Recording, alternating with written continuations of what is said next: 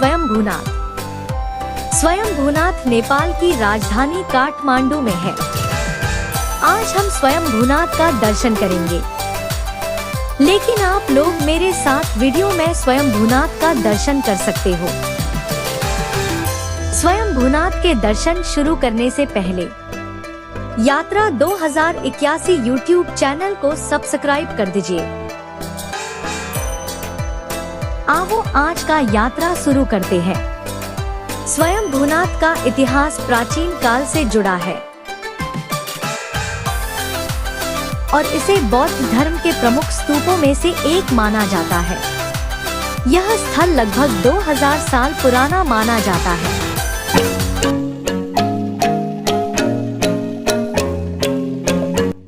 स्थानीय किंवदंतियों के अनुसार यह स्थल एक समय पर एक विशाल झील था। जब झील सूख गई तो एक प्राचीन स्तूप का प्रकट होना बताया गया है।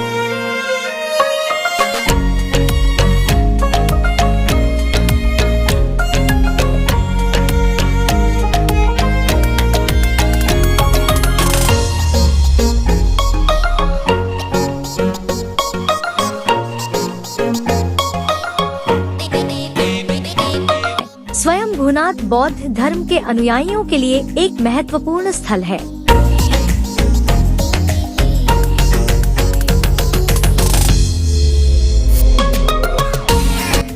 यह स्थल बौद्ध धर्म के प्रमुख स्तूपों में से एक है और यहाँ के स्तूप और गुम्बा, मठ बौद्ध ध्यान और पूजा के केंद्र हैं।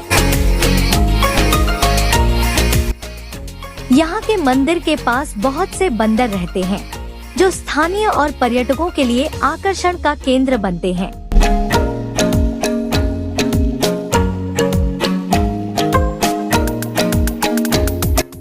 स्वयंभूनाथ का मुख्य आकर्षण इसका बड़ा स्तूप है, जिसके चारों ओर बौद्ध प्रतीकों और मंत्रों की वर्तिका होती है।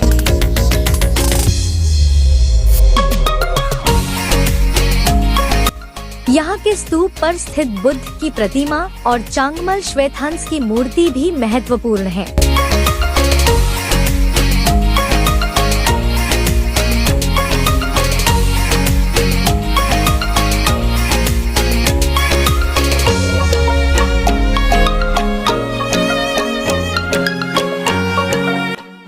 स्वयंभूनाथ से काठमांडू शहर का सुंदर दृश्य देखा जा सकता है। इसके उच्चतम बिंदु पर चढ़ने के लिए लगभग 365 सीढ़ियां चढ़नी होती हैं, जो एक चुनौतीपूर्ण लेकिन रोमांचक अनुभव होती है।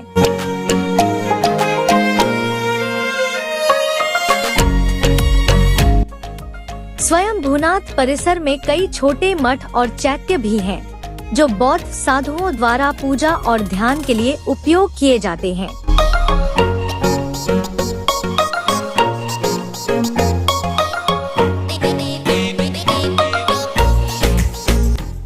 स्वयंभूनाथ की यात्रा धार्मिक और सांस्कृतिक अनुभव से भरपूर होती है, जिसमें बौद्ध संस्कृति, धार्मिक महत्व और प्राकृतिक सुंदरता का संगम देखने को मिलता है।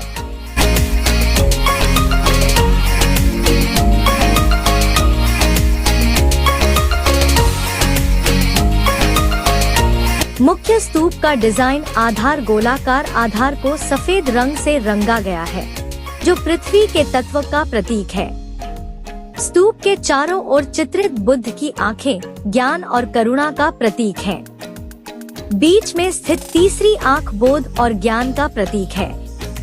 आंखों के नीचे एक प्रश्न चिन्ह के आकार की नासिका है, जो नेपाली वर्णमाला का एक है, जिसका अर्थ एकता और एकता का प्रतीक है।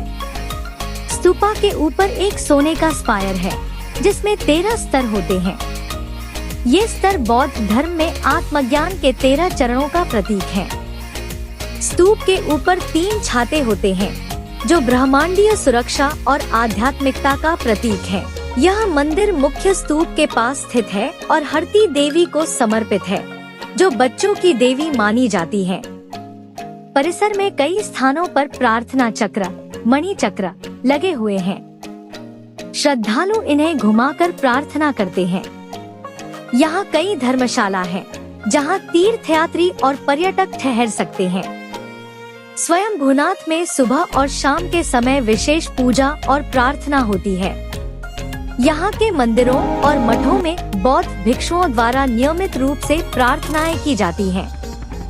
यहाँ के प्रमुख उत्सवों में बुद्ध पूर्णिमा, बुद्ध जयंती और लोहसार, तिब्बती नववर्ष शामिल हैं। इन अवसरों पर यहाँ विशेष कार्यक्रम और धार्मिक अनुष्ठान होते हैं। स्वयं भूनाथ की प्राचीनता को संरक्षित रखने के लिए यहाँ संरक्षण के कई प्रयास किए जाते हैं। स्थानीय और अंतर्राष्ट्रीय संगठन मिलकर इस स्थल की देखभाल करते हैं। परिसर की स्वच्छता और प्रबंधन के लिए स्थानीय समुदाय सक्रिय रहता है। यहाँ के बंदरों की सुरक्षा और देखभाल भी एक महत्वपूर्ण जिम्मेदारी है। स्वयं भूनाथ की यात्रा के लिए सबसे अच्छा समय सुबह या शाम का होता है, जब भीड़ कम होती है और मौसम सुहावना होता है। यहाँ की प्राकृतिक सुंदरता और सांस्कृतिक धरोहर को कैप्चर करने के लिए फोटोग्राफी का बढ़िया मौका मिलता है।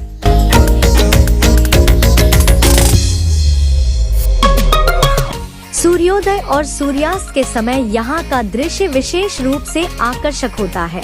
यहाँ के इतिहास और धार्मिक महत्व को समझने के लिए स्थानीय गाइड की सेवाएं लेना उपयोगी हो सकता है।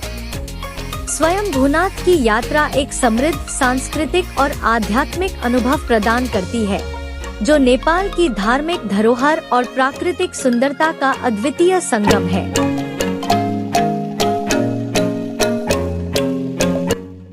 धन्यवाद। आप लोग को आज का वीडियो कैसा लगा?